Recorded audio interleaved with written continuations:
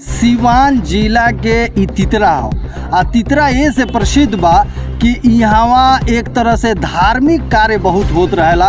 पिछले वर्ष यही समय में एजा एगो विशाल महायज्ञ भई रहे जौन की महायज्ञ कलश यात्रा के लेके चर्चा में रहे। लगभग 10,000 लोग कलश यात्रा में भाग ले रहे। आ क्षेत्र के नामी गिरामी जितना लोग बा माता बहन भक्त सब लोग ओबरा उमड़ रहे। आ वही सिलसिला में कैमरामैन से चाहम देखावे के कि हेजा फिर एगो महायज्ञ होता, संभवतः महायज्ञ होता। आ या देख लियो ओकरा खातिर एक तरह से भव्य पंडाल के निर्माण करावल गइल बा। ओकरा बाद से है जौन मंदिर बाटे ओकरा के रंग रोधन के जौन कार्यक्रम बा उ भइल बा। पीछे एकरा देख सकेनी कि झूला ओला के भी एजा कार्यक्रम बा। आ बहुत बढ़िया एक तरह से जग यहाँ होला। तो वही सिलसिला में एजा कुछ लोग बा, कमेटी के लोग बा, ये लोग से जानल जाए कि पिछला बेर जौन रउआ के यहाँ यज्ञ भई रहे उ यज्ञ एक तरह से कहीं तक कलश यात्रा के लेके बहुत प्रसिद्ध भई रहे। लगभग 10,000 लोग में भाग ले रहे। ये बेरी का प्लान बा, वो से बेहतर का बा? सबसे पहले बहुत बहुत धन्यवाद रुआ के। ये बेरी प्रोग्राम ये बा कि पिछला बेरी अगल बगल में 5-6 जग होत रहे, यानी कि ये बेरी एगो सिंगल जग होता है। तो उम्मीद बा कि भीड़ दूना तो निश्चित होखई के बा। हमनी के भी तैयारी में बानी सन और जितना भी हमनी के पिछला हो सकला कुछ भूल चुक भइल के ओकरा सुधार करे के प्रयास में हमनी के लागल बानी सन। अच्छा, हम आवत रहनी त गांव के कोई गो जौन खास करके महिला भक्त बा लोग कहत रहो कि कलश यात्रा में कुछ माने वो लोग से कष्टो लेवे के बा का रुपया पैसा से ना पिछलो बार भी ये ना रहे। ये बेरी बा जेकरा जब स्वेच्छा से देवे के बा कलश खातिर उ देला उ दी, जेकर लगा नहीं के उ ना दी। सभी लोग आवे ये हमनी के अगर पैसा कौन बचता नहीं के ओकरा इच्छा बा तो जौन भी ओकरा मन भावना बतन दी, आना तो कोनो बात नहीं है। का अपील करें? अपील ये करें सभी माता बहनों से, भाई से, जे भी हमने के बात सुनता हमने की वीडियो देखा था कि आप लोग आई और कल 6 बजे सुबह में ये तितरा ठाकुरबाड़ी के मंदिर में कैंपस में पहुंच के और फिर से विशाल जन कलश यात्रा पीछे भी निकला रहा है, उससे दूना भीड़ के साथ, दूना उत्साह के साथ सभी आई और एक सफल बनाई। और बाकी कल शाम से ही, कल शाम मतलब 30 तारीख के शाम से 7 बजे से लेकर 10 बजे तक श्री राम कथा का आयोजन बा। काल से ही शुरू हो जाई और 6 तारीख ले चली। प्रतिदिन शाम के 7 बजे से लेके हर इच्छा 12-1 बजे तक भंडारा के आयोजन बा कि जे भी आई उस आग्रह कर आई और बिना प्रसाद खैले आप ना जाए। ये सभी साहब अपील बा आग्रह। प्रमोद कुमार है तितरा। अच्छा, हैजा चचा बानी। चाचा जी पिछला बेर हैजा से कलश उठ के हैजा गोयरा हिरौली पोखरा पर, ये बेरी का राजेंद्र सरोवर जी, ये बेरी का हो, ये बेरी कहाँ वही जा माने जाई जहाँ से उठ रहे वही जैसे उठी जी। वही विधि विधान से हाथी घोड़ा सारा व्यवस्था।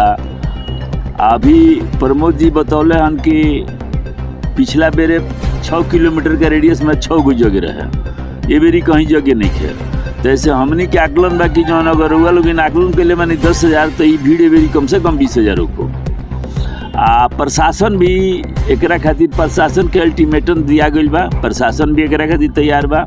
हमनी का स्वतः अपना आप में एगो प्रशासन बानी सन, ऐसे कि हमनी के लगे जनता के बल बा। अच्छा, बहुत लोग कहत रहे कि जौन यज्ञ भई रहे पिछला बेर तो ओकरा बाद से 5 साल ले लगातार होई एजा जो। हाँ, एकदम जे झंडा गड़ाइल बसंत पंचमी के दिन 3 फरवरी के 3/2/2025 के तहिए ही घोषणा हो गई कि 5 साल खातिर हमनी का संकल्पित बनी सन।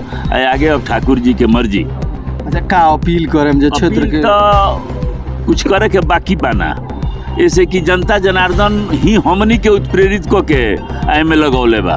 तो हम जनता से का अपील करी?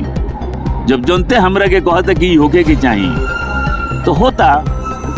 जनता जनार्दन से आग्रह रही, विनम्र निवेदन रही कि रुआ लोग इन जत्था में आई, शांतिपूर्ण में शामिल होकी, आयकर प्रतिदिन लाभ ली।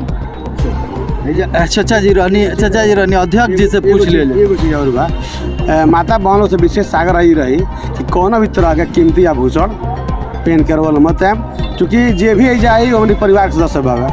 और केहू के कौन चीज़ के नुकसान होला तो बड़ा कष्ट होला। तो ये पिछला बेर 1-2 घटना हो गई रहे, तो चूँकि हमने को मैं मुस्तैद बानी सन, लेकिन हम विशेष आग्रह हाथ जोड़ करें कि वो कोनो कीमती आभूषण पहन के कलश यात्रा में मत आई।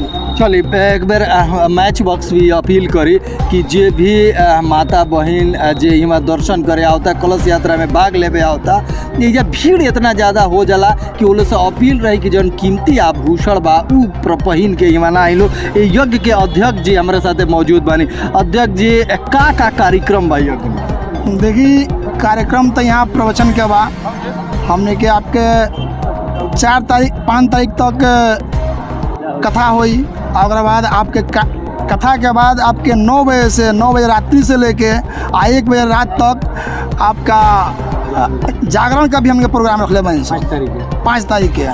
उम्मीद बा कि जागरण में भी काफ़ी संख्या में वो लोग रही, काहे कि लास्ट दिन बा।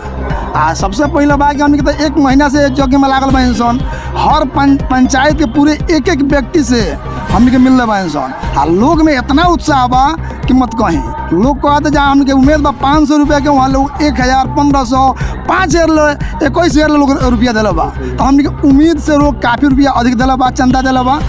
हमने के यह आशा विश्वास बा कि लोग आओ, ये यज्ञ में आओ, सब समाज के लोग आओ, मजबूती से लागो। यज्ञ जो कलश यात्रा बा, एक कलश यात्रा के भव्य बनाओ। फिर पिछला साल के भी रिकॉर्ड तोड़ के आगे हमने के और आगे कार्यक्रम चालू। झूलुआ मोबाइल रही पिछला बार बड़ा ओकर शोर रहे, बेरी आवता। अरे ए बेरी ओके से बड़ा झूला होता जन्नी लागल बा, लोग देखी जन्नी। जग ये बुझी कि जिला के नंबर 1 जग रही। अभी तक इतना बड़ा आयोजन कहीं नहीं भइल आ ना होई। अच्छा भंडारा पिछले बेर देख ले कि बड़ा लोग 12-1-2 बजे रात ले खाओ, ये बेरी का भंडारा के देखिए, भंडारा से कुछ हमने के एक्स्ट्रा पिछला साल से ए बेरी जाए तो हर दिन अलग अलग व्यवस्था हमने कैले इंसान कि लोग एक चीज़ ना रोज भंडारा में चलो। तो ऐसे भंडारा में लोग हमने के 2000, 3000, 4000 लोग रोज खाला खाई हमको। अच्छा एक बेर अबे कहनी है प्रमोद भैया कि 10,000 लोग पिछला बेर आई रहे, ये बेरी अनुमान लगाओ जाता कि 20,000 लोग आए। का व्यवस्था रही कलश यात्रा में? देखिए व्यवस्था का हमने के हाथी घोड़ा तो रहबे करी, ओकरा साथे आपके बैंड पार्टी रही। ओकरा बाद मान ले कि जगह जगह पर लोग के इतना मने अथी उत्साह बा कि लोग पानी उन्हें पियावे के, आपके जूस के शरबत, सारा लोग स्टाइल अपने मने को हाथ लगावे के। हमने के नहीं कहता, लोग को आता। लोग कहता कि हमने के जाता इंसान तो पूरा बाहर से आके चुना उना गिरा उरा के एकदम मैंने भव्य तरीका से हमने के सबके स्वागत करें, पूरा कलश यात्रा का स्वागत करें। अच्छा जो वैदिक मंत्र होला कहाँ से पंडित जी लोग? पंडित जी लोग आपके दिल्ली से, बनारस से, वृंदावन से, कई जगह के लोग आ रहा बा। एक कार्यक्रम में का अपील करें जनता से? जनता से ये अपील करें कि अधिक से अधिक संख्या में रुआ आई कार्यक्रम के सफल रुआ बनाई।